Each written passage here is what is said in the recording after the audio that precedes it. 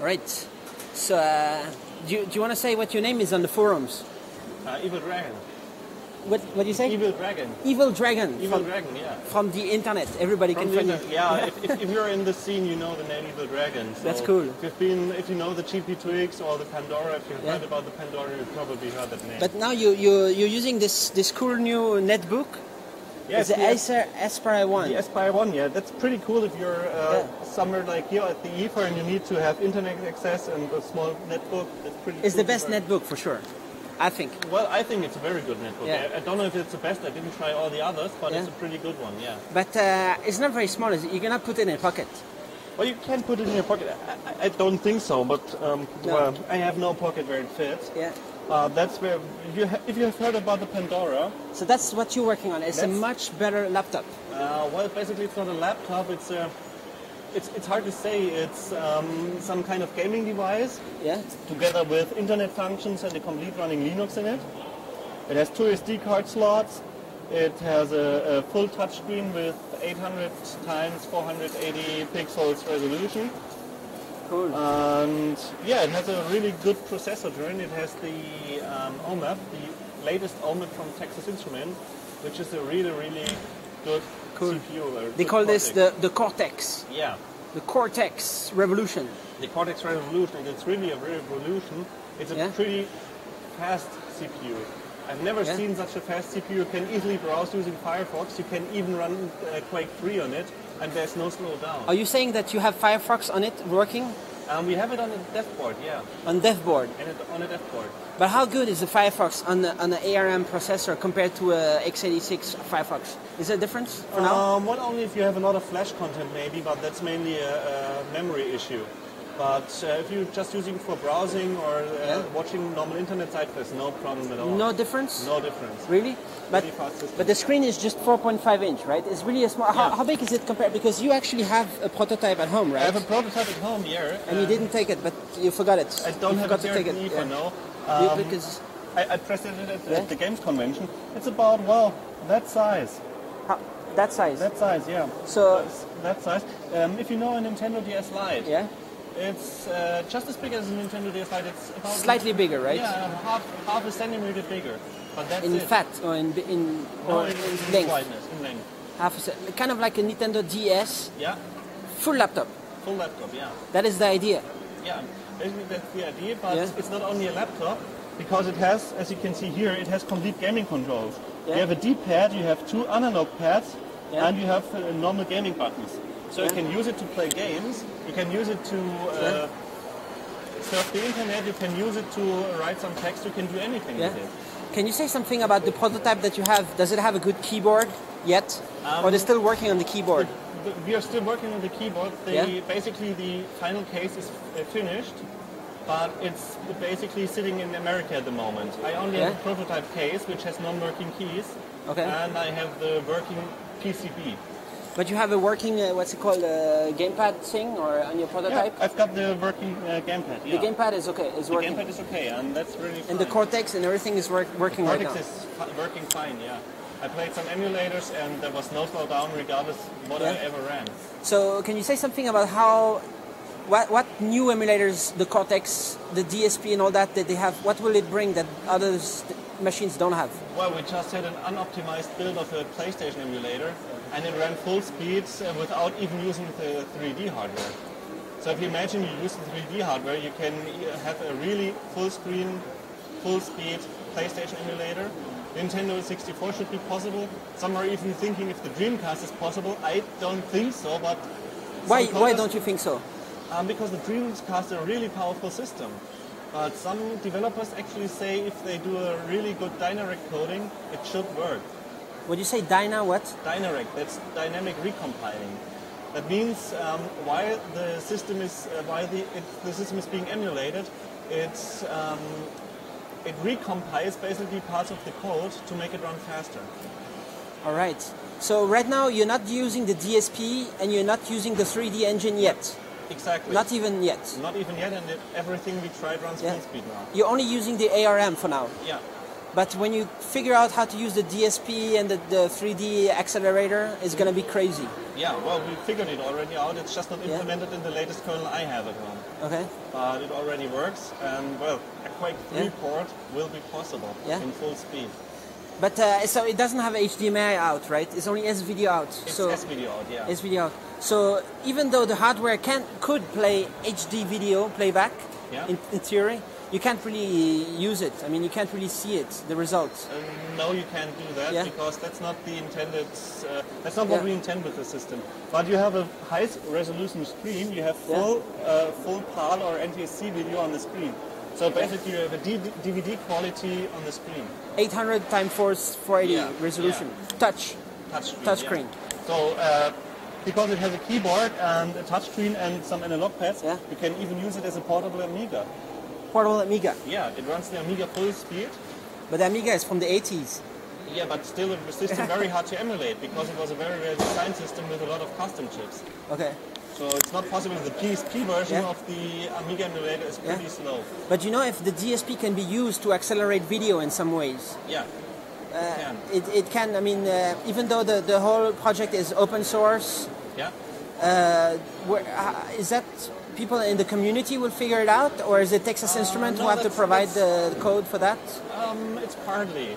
There are some drivers that are built by the community, and there are some drivers that are developed by TI. Not all drivers by TI are open source. There are some binary blobs which are included as drivers in the system. You don't have the source code for them, but you can use the drivers. Okay. And if you port an OpenGL game, for example, there are tons of good OpenGL games for Linux. They can all be ported. Oh yeah. For example, which OpenGL is awesome? Well, I think Torx is a very good game. That's a racing simulation under Linux. There's Battle of Westmont that's not using OpenGL. That's a pretty good strategy. How about game. the Quake 3 and stuff? Is that Quake 3 is possible? Yeah. So that you use OpenGL and is a Linux Quake 3. Yeah, exactly. And you just port, and people will go crazy with that. Yeah. And drivers for all kinds of hardware, right? Could you use this 3G module on it, do you think? Sure, we have a USB host port on that. So basically all you need to do is plug it in. And this... Have the driver for it, no? Yeah, this UMTS stick is a standard modem device. And so every Linux distribution has its driver. You don't need anymore. You don't need anything already? You don't need anything anymore, no. So you will have a 3D module if you want, 3G module if you want. Sure. Firefox. Yeah. In the pocket. Yeah. Messenger, 350. Internet Messenger, email messenger. Do you think it's really going to cost $350? Yeah. Or 330, or what was it, the price? Well, I only know the price here in Germany. That's €250. I don't know the exact prices for the outside yet because I'm the main distributor here in Germany. You're sure it's going to be $250 euros? Pretty sure, yeah. Pretty sure? Yeah. There's no problem. I mean, it's not going to be... 250 is cheap. Yeah, for such a system? Yeah. Well, basically some guys say it's pretty expensive because it's a system without any commercial games, but others say it's pretty cheap because if you compare to other devices with the same functions, it is really cheap. All right. So do you think it's perfect, or would you like to have some Model 2 with some different... You don't want to say? Well, there's no system that's ever perfect because it always depends on what you want to do with it.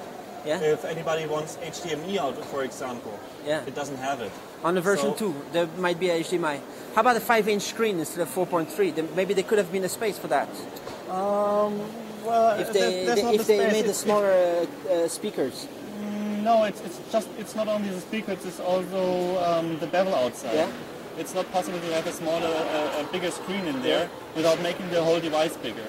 And we didn't want a bigger size device because you should easily fit it in your pocket. Yes. But how about the keyboard? Is that possible to make it bigger, or is it going to be the maximum? Well, if you want, you can use a Bluetooth keyboard or a USB keyboard, if you like. Because it's going to have Bluetooth. It has Bluetooth and it has wireless LAN. Cool. So surfing is possible. And the battery life, that's the most amazing. That's pretty amazing. We were surprised by ourselves. We just had a full burn-in test running at 500 megahertz. That kept running for about 8 hours and a half. So basically, if you're using it for normal stuff, it can easily go up to 12, 13, 14 hours. What do you think about browsing on the internet? How much do you think it might be? It's pretty hard because it depends on how good your Wi-Fi is. Definitely longer than your Acer Aspire 1. Well, yeah, that's about 2 hours, I think. 2 hours, so for sure it's longer than that. It depends on your Wi-Fi connection. If you have a very weak connection, you need a lot of power, and then the battery life is reduced dramatically. Or if you have a very good connection, there's no problem. If you use the USB Vodafone thing? I have no idea how much power current it draws, so I can't say anything about that. Do you think there might be USB dongles to record TV, to all these crazy things, you know, like DVR there dongle? There are dongles out there. Yeah. There are a lot of dongles out there, and if somebody ports the software or the driver, it's possible. DVB-T, tuner, should be a all problem. these things. There's video for Linux, and just do a port and it runs. Cool. So when? Did you say already when? I didn't say that yet. The pre-orders will start on September the 30th, and we will ship sometimes in mid-November. And the company doing all this? What do you say? Pandora, OpenPandora.org? Well, at the moment it's Open Pandora Limited, yeah. On OpenPandora.org is the website, and yeah. And in it's German is .de. engineers all over the world, or how does it work? Yeah. The main engineer is sitting in Canada. Oh yeah? Yeah, then we have one of the most important persons, that's Craig from the boards, and he's sitting in UK. UK? Then there's me here in Germany. We also have one in Turkey who did source a lot of the parts we needed. That's just amazing. I mean, you're just spread out all over the world like that, individuals, far away from each other, right? Yeah. Well, how often you meet each other? Basically the three main persons, that's Fatih, Craig and me, we met in Korea. Oh yeah? While visiting Game Park Holdings. And then we somehow had the idea we could build our own system, which has much more than the GP2X. Seriously, that's how you thought? Yeah. You built your own system? Yeah, it's not meant as a replacement system because it has a different user base. Yeah. But it should be a system which can also emulate computers or computers Amiga and do some web stuff and stuff like that. Well, and then the idea was born, and then we followed the idea and we figured something out. And that's pretty amazing open source project right there. And then but you need to have a lot of investment from somebody. I mean, somebody's behind to invest in stuff. Yeah. And to make sure it works and stuff. We have some investors. A lot of the investors are coming from the community, from the open source community. That's also where we found our hardware developer. Mike, who did a really great job on the board and on the complete design. I'm really impressed by his work. We found him on the board. You just find the guy on the board? He's doing all the hardware work? Yeah, we had the idea, and then somebody said he's already building, and he already tried building his own handheld and something like that. And when we thought, hey, we got to get this guy, if he already built his own handheld, he can help us. And now he did really the most part of the Pandora. And then for the case design, we have also one from the community, that's Dave C. Yeah. And he already did some good mods for the GP2X, like the D-pad mod and stuff like that. And well, we took him for the case. And if he says it's perfect, I believe it is perfect. And he did you have a perfect gaming controls. Yeah. That's really a good one. Yeah, and that's what Dave C designed, and he's pretty good in that. You have a two joysticks? 2 analog controls and 1 digital D-pad. So that's enough for everyone. You can use these for homebrew games or for games like Quake and stuff like that. You can use them for PlayStation emulation. And you can use these for standard classic games which are better played with a normal D-pad. Nice. Or you can use USB to connect your own joypad. And just one more thing. So you got the Texas Instruments people to talk with you. You talk with them. You did a lot of talk with them, and they are. How's the connection with them? They are really productive. It's really good to work together with them. They help you and we help them a bit. Yeah. And they think you're cool. I hope so. I haven't met them, but I think so. Yeah. Because what I heard that some people say is that the Texas Instruments people are fan of this project and they help and all that, and the really employees helpful. They are Yeah, they are really helpful, and I think they like the project because it's a project nobody's ever seen before. Yeah. And you can also work together with the Beagle board people. Yeah, because it runs the same hardware. We exchange the Linux stuff, the source code. Cool. And that works fine. All right. Thanks a lot. So next year you're going to be keynote speaker at CES. Might be, yeah. just after Steve Jobs. Yeah. Coming with a new laptop, pocket laptop. Okay. Maybe, yeah. Maybe. Okay. Thanks. No problem.